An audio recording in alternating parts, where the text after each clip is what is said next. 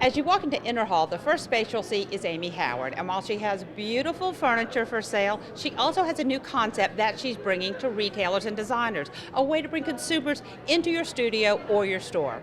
So Amy, tell me about this new idea.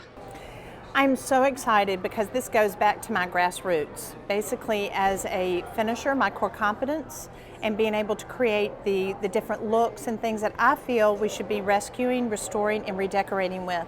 In this country, we throw away over 10 million pieces of furniture every year, and we all have things that are sentimental, things that our parents had, our grandparents, and they stay up in the attic.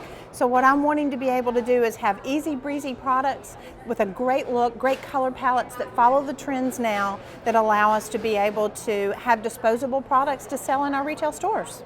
One of our most fabulous products is called our one-step paint. It allows us to be able to redo a piece of furniture with no sanding, no stripping, nothing. You can literally go on top of any surface and it adheres in one step.